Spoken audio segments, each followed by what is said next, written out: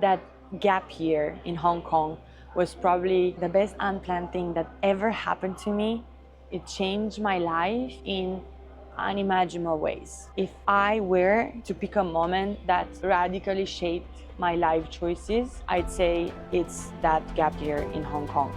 Are you curious now to hear more about this gap year? The things that I discovered and the types of lessons that I can now share based on this experience are so important to how you make decisions in life. Hey guys, this is Super V and I'm again in an airport. Surprise, surprise. I think it's the best opportunity for me to talk about my gap year in Hong Kong. Why? Because I just had Cantonese food and I realized that I had some scripts about my experience in Hong Kong that I always wanted to share. So now I wanted to use this 1 hour in the airport to talk about how my gap year was and if I recommend it or not.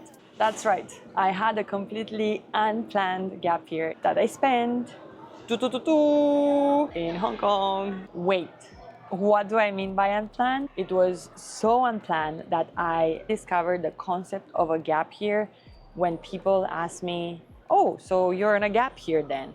And I had to Google the definition. I blinked twice and I said, yes, I guess I am on an unplanned gap year. After Hong Kong and I went back to pursue my studies in France, I realized that the concept of a gap year is much more common in developed economies than it is in countries like Romania. Why I say this? Because the definition of a gap year means you are taking some time between your bachelor's or your master's or during one of the educational process to figure out what you want, to ask yourself if you're on the right path or on the right track.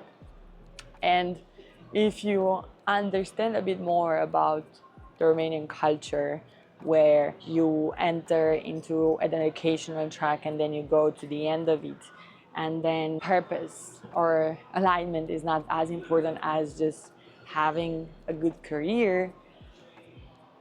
So if you try to understand a bit how it works in Romania, then you would understand why we don't have the concept of a gap year. Plus, there is a question of financial sustainability. How can you afford the gap year? What are you going to do during that year? Some of the kids that I met and they had done gap years, they have been sponsored by their family, or they knew how to take a part-time job or a remote job that would enable them to also travel and to do something with that year. But it was really not my case. My gap year was completely unplanned.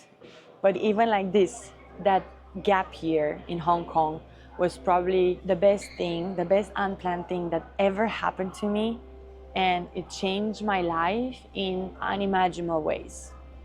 If I were to pick a moment that radically shaped my life choices, I'd say it's that gap year in Hong Kong. The things that I discovered and the types of lessons that I can now share based on this experience are so important to how you make decisions in life. Let's go back to the root cause of this unplanned gap year.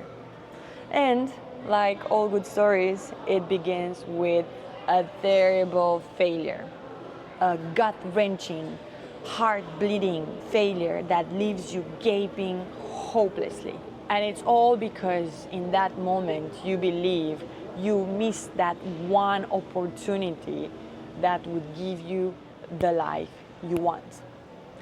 And that's how it felt for me, that failure that guided my life towards the path, towards Hong Kong, and after that, towards everything else. Back in time, it's summer 2018, and I'm super happy because I got into this double degree and a full scholarship for my dream educational program.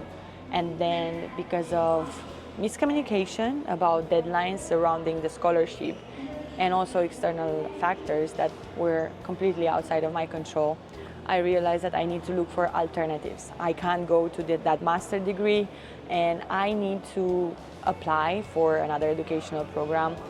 It's June. Does anyone know any master program still open for applications in July? I don't think so. So I had to face the reality. Imagine this. All your best friends got their offers from schools abroad.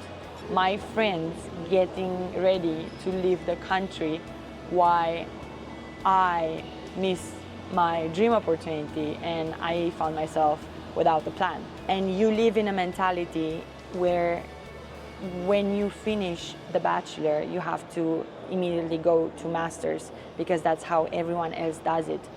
And your dream plan suddenly fails. So what was there for me to do? I decided that I'm going to cry my eyes off for about a week. And I did it.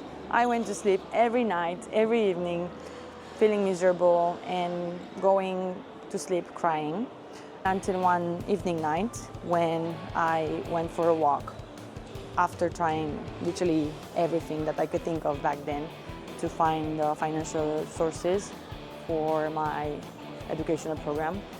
And then I went on this walk. It was evening. I was so hungry and feeling terrible. So I bought myself a falafel.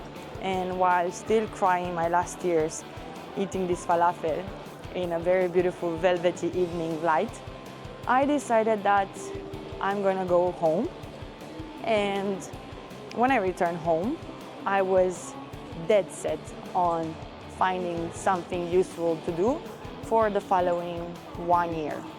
That I would find a relevant plan for me to pursue for that 1 year until I could go back to another master plan or see what to do with my life. So I sat at my desk every day and I started looking for job opportunities abroad that would bring a bit of added value in my CV, because until that moment I had studies and then in parallel some internship or part-time jobs, but it was no full-time job opportunity, so I had to be strategic about it. I went back to my past and I used ISEC, the ISEC platform, through various jobs available in China where I wanted to learn Mandarin. Most of the jobs, however, were about teaching English, and at that point in my career they were not really aligned with the professional background I wanted to build, the story, the narrative I wanted to build about myself. So then I saw this good opportunity open in Hong Kong, which sounded good enough. And I thought back then, yeah, I can 100% practice my Mandarin in Hong Kong, which was my top priority for the following year. So I applied. I applied for the job, and let me tell you how it goes. So how it goes with ISEC is like this. You find a job opportunity through their platform after you pay a fee to access it. After that, you will apply to that organization. You will have an interview with the ISEC representatives, then you will have an interview with that organization, and then from there, processes differ. Done.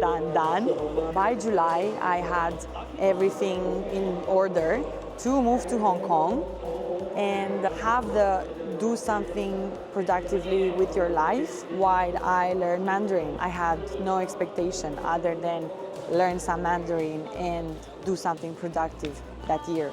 But I guess looking back at it now and thinking about it more carefully, it was more than that. It was not just about learning Mandarin and being productive for a year. And I'm saying this because right after I said yes to the offer for Hong Kong, I received a phone call about a very interesting job opportunity in Romania. But that job opportunity would have placed me on a career track that was 100% different than what I ended up doing now and who I am now. So when I said no to that, I knew that my decision was about pursuit of meaning and challenge, and at least pursuit of getting to know myself in an environment of uncertainty, rather than settling for lack of clarity and calling that my new normalcy.